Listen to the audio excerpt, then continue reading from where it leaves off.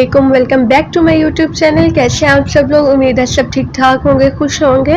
सबसे पहले मैं आपसे कहूँगी please like comment and share and subscribe ज़रूर करें मेरे चैनल को।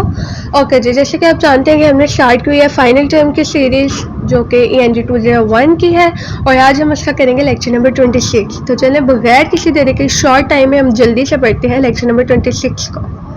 ओके जी, हम बात करेंगे लेक्चर नंबर 26 की एम्पेरिकल रिसर्च रिपोर्ट की।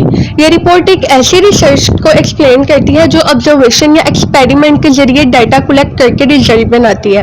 मतलब आप कोई भी किसी भी चीज़ पे एक्सपेरिमेंट करते हैं, किसी भी चीज़ को ऑब्जर्व करते हैं और उस चीज़ से आप अपना एक इंटरफेस बनाते हैं, अपने माइंड में एक बात लाते हैं, एक रिजल्ट लाते हैं कि भाई हमारा इस एक्सपेरिमेंट को करके ये रिजल्ट आया है। ठीक है, उस रिजल्ट की जो आप रिपोर्ट बनाते हैं इसको एक्सप्लेन करने के लिए वो होती है empirical research report.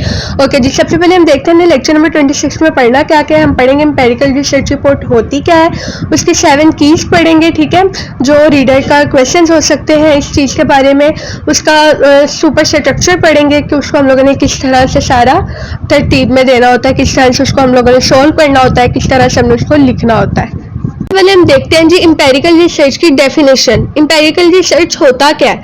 Empirical research वो होती है जो रियल डाटा के बेसिस पर की जाती है। मतलब जो भी आप एक्सपेरिमेंट से डाटा को कलेक्ट करते हो कि वो क्या चीज़ हुई है, क्या उसमें काम हुआ है, ठीक है, वो रियल डाटा होता है। उसका जो रियल डाटा होता है ना, उसकी बेसिस पर की जाती है, उस चीज़ की बेसिस पर हम एक रिसर्च करते हैं जिसको हम एम्पेरिकल रिसर्च कहते हैं। ये या तो किसी चीज़ को टेस्ट करने के लिए या किसी सवाल का जवाब ढूंढने के लिए। फॉर एग्जाम्पल जैसे आयशा के एक्सपेरिमेंट इंजीनियर को हेल्प करेगा इंजन डिज़ाइन करने में, और यहाँ अनम का सर्वे हेल्प करेगा स्टेट एजेंसी को रिक्रिएशनल फैसिलिटीज़ प्लान करने में कोई सीनियर सिटीजन्स के लिए।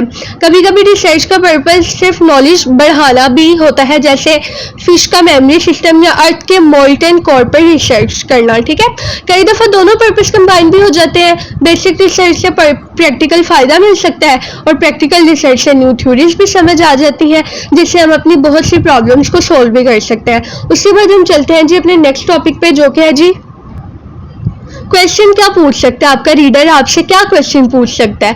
हर एम्पेरिकल रिसर्च रिपोर्ट कुछ स्पेसिफिक क्वेश्चन का जवाब देती है। मतलब अब जो रिपोर्ट बताते हैं ना, वो कुछ स्पेसिफिक क्वेश्चन होते हैं जिनका वो आंसर दे रही होती है। मतलब कि ये रिसर्च इंपॉर्टेंट क्यों है, ये प्रॉब्लम सोल्व करेगी, ये नॉलेज में इजाफा करेगी।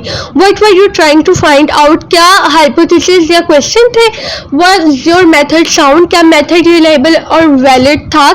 What result did you get, क्या फाइंडिंग्स आई आपकी, क्या आपने फाइंड किया, उसमें से आपका रिजल्ट क्या निकला।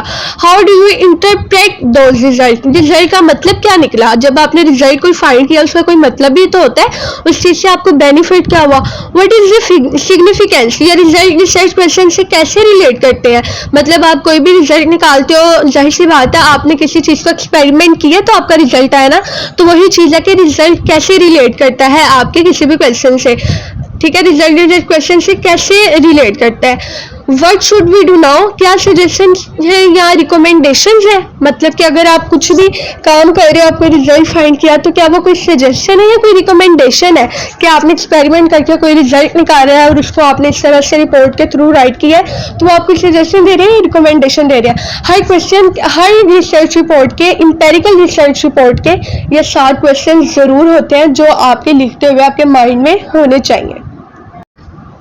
ओके जी, इसको स्ट्रक्चर इसका जो होता है ना, सुपर स्ट्रक्चर, इसको लिखने का एक स्ट्रक्चर भी होता है जिसमें आप सबसे पहले इंट्रोडक्शन देते हो, टॉपिक बताते हो कि क्या है क्या नहीं और ये रिसर्च क्यों इंपॉर्टेंट है, क्यों लिखी गई है, डीलर कस्टमर के, हमारे क्लाइंट के किस काम आ सकती है।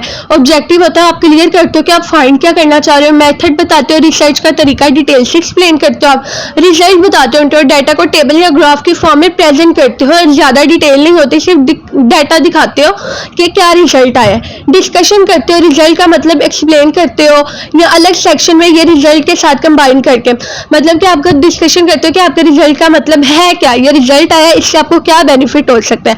कंक्लूजन करते हो, रिसर्च क्वेश्चन का जवाब देते हैं और बताते हैं कि प्रॉब्लम का सोल्यूशन मिला है या नहीं मिला। रिकमेंडेशन भी करते हो, फिर अगर रिसर्च प्रैक्टिकल थी तो ये बताते हो कि आगे क्या करना चाहिए और क्या नहीं करना चाहिए। ओके जी, ये आपके लेक्चर की छोटी सी समरी मैंने की हुई है कि आप यहाँ सीरियली देख सकते हो आपका क्या है। तो एम्पेरिकल रिसर्च रिपोर्ट का पर्पस होता है रियल डाटा के जरिए डिस्कशन को सपोर्ट करना या नॉलेज को बढ़ाना। आपको हर सेक्शन का क्लियर आइडिया होना चाहिए फ्रॉम इंट्रोडक्शन टू रिकमेंडेशन, ठीक है। अगर आपको यहाँ वीडियो पसंद आई है तो लाइक, सब्सक्राइब और शेयर ज़रूर करें। मिलते हैं नेक्स्ट लेक्चर में। अल्लाह हाफिज़, जज़ाकल्लाह, थैंक यू सो मच।